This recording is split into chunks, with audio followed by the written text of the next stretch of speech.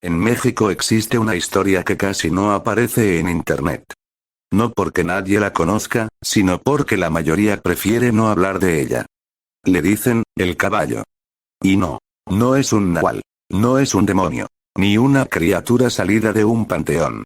Según los pocos testimonios que coinciden entre sí, el caballo alguna vez fue humano.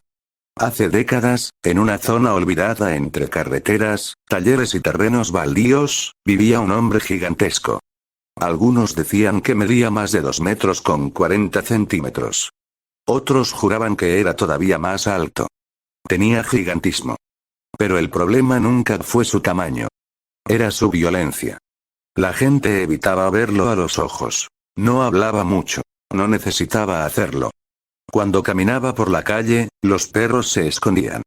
Los borrachos se callaban. Y los niños dejaban de jugar. Porque todos sabían algo. Si el caballo llegaba enojado, alguien iba a terminar en el hospital. Con el tiempo comenzaron los rumores. Que trabajaba para gente pesada. Que cobraba deudas. Que desaparecía personas.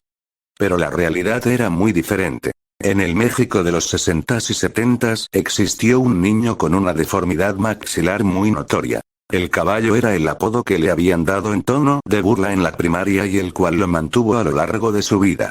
Un niño marcado por el bullying, el rechazo femenino y las miradas de desdén de la sociedad. Y lo peor no era solo eso, su hogar también era un infierno, no era un niño consentido y lleno de amor como debió ser. Al contrario, creció con un padre alcohólico y golpeador, y una madre prostituta. Marcado con la violencia como forma de vida, en el hogar y la calle. Hasta que un día, en su etapa de la preparatoria, un viejo ex militar presenció cómo era humillado y golpeado en la calle, así que decidió cobijarlo y convertirse en su protector. El joven huyó de casa y se fue a vivir al viejo taller mecánico del ex soldado. En este tiempo, el viejo le enseñó el oficio de los motores. Y también le enseñó técnicas de defensa personal estilo militares, y también a veces lo llevaba al campo de tiro donde le enseñó a usar armas. Pero hubo algo con lo que el viejo nunca contó. Y es que su pupilo no utilizó lo que le enseñó para su protección, ni para canalizar todo el odio acumulado. Nadie supo desde cuándo ni quién fue la primera víctima. Pero con el tiempo aparecieron reportes y también se hallaron restos humanos, personas brutalmente asesinadas de forma lenta y horrible. Huesos rotos, cráneos golpeados, pómulos y dientes rotos, tráqueas arrancadas por lo que según los peritajes, eran manos humanas gigantes, hombres, mujeres, adolescentes. Al principio se pensó en ataques de animales salvajes. Pero con el tiempo y estudios se concluyó algo peor.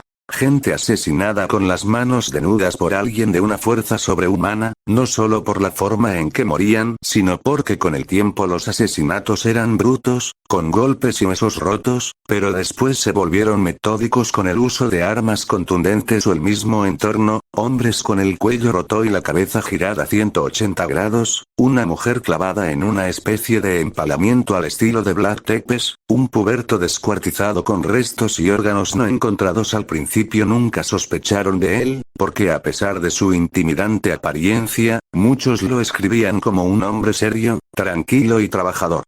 Hasta que cometió su primer error.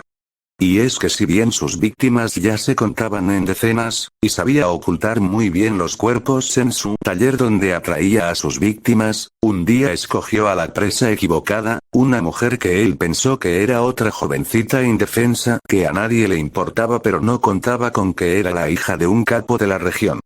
Con el tiempo el hombre y su grupo armado investigaron, reunieron pistas y conectaron puntos que la policía de la época nunca se imaginó, y una noche lluviosa él y sus hombres llegaron al taller del caballo. El caballo utilizando los conocimientos del viejo ex militar cazó uno a los hombres que habían ido por él.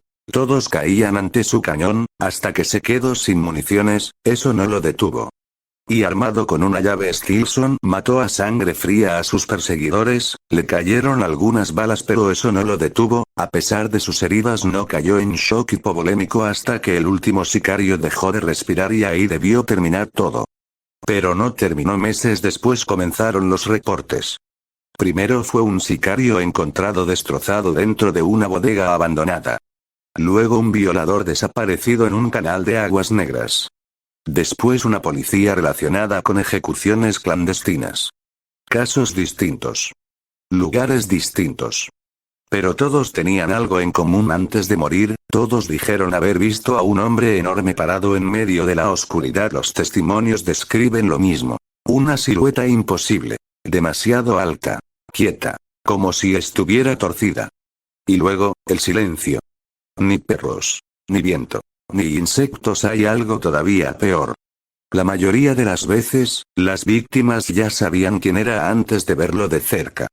Como si el cuerpo lo reconociera primero. Un sobreviviente, el único registrado, dijo algo perturbador durante un interrogatorio. Dijo que aquella cosa no caminaba como una persona, dijo que parecía un evento de la naturaleza aprendiendo a usar piernas humanas. Esa noche lo encontraron escondido debajo de una mesa de metal. Llorando. Con fracturas en ambas piernas. Cuando le preguntaron qué había pasado, respondió esto. No vino a matarme, vino a juzgarme. En México existe una historia que casi no aparece en internet. No porque nadie la conozca, sino porque la mayoría prefiere no hablar de ella. Le dicen, el caballo. Y no. No es un nahual. No es un demonio. Ni una criatura salida de un panteón. Según los pocos testimonios que coinciden entre sí, el caballo alguna vez fue humano. Hace décadas, en una zona olvidada entre carreteras, talleres y terrenos baldíos, vivía un hombre gigantesco. Algunos decían que medía más de 2 metros con 40 centímetros. Otros juraban que era todavía más alto. Tenía gigantismo. Pero el problema nunca fue su tamaño. Era su violencia. La gente evitaba verlo a los ojos.